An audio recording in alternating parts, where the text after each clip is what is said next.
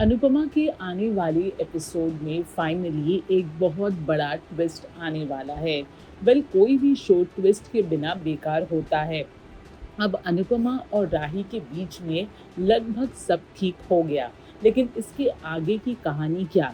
Makers ने पहले ये सोचा था कि आगे का ट्रैक वो गौतम का ट्रैक लेके आएंगे, जहाँ पे गौतम अपना बदला लेने के लिए कोठारी परिवार वापस आएगा, कोठारी परिवार को कंगाल कर देगा, जिसके बाद कोठारी परिवार जो वैसे तो बहुत ज़्यादा अमीर है वो रास्ते पर आ जाएगा और फिर कोठारी परिवार को सहारा और कोई नहीं बल्कि अनुपमा खुद देगी।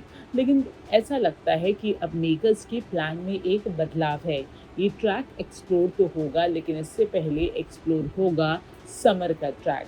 अब आप सोच रहे होंगे कि इतने साल बाद समर, जिसे गए हुए लगभग 20 से 30 साल हो गए हैं, अचानक उसका ट्रैक कहाँ से आ रहा है?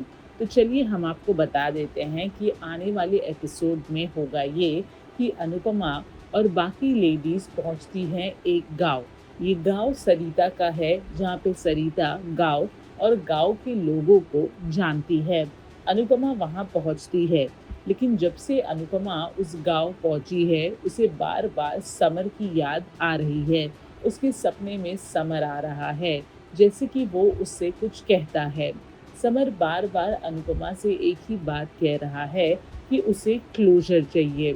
अनुपमा पहले तो नहीं समझ पाती कि समर क्या कहने की कोशिश कर रहा है, लेकिन अगले ही दिन अनुपमा मिलती है उस शख्स से जो समर की मौत का कहीं ना कहीं जिम्मेदार हो सकता है। अनुपमा जैसे ही उसे मिलती है, उसका शक यकीन में बदल जाता है कि हो ना हो ये इंसान ही समर की मौत का जिम्मेदार है। अब ये जो इंसान कौन है, एग्जैक्टली क्या करता है और समर से ये किस तरह से जुड़ा हुआ है, ये तो आने वाले एपिसोड में ही पता चलेगा।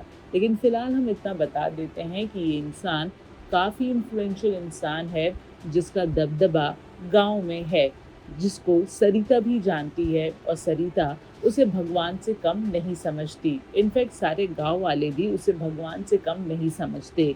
तो ऐसे इंसान पर ये इल्ज़ाम लगाना कि उसने किसी का कत्ल किया है, ये इल्ज़ाम अपने आप में ही बहुत ज़्यादा बड़ा है। और क्या होगा जब अनुपमा ये इल्ज़ाम लगाएगी? क्या सरिता और गाँव वाले इस इल्ज़ाम को मानेंगे? बॉलीवुड और टेलीविज़न के एक्सक्लूसिव अपडेट के लिए हमारे चैनल फिल्मी बीट को सब्सक्राइब करना ना भूलें और हमें फेसबुक पर भी ज़रूर फॉलो करें।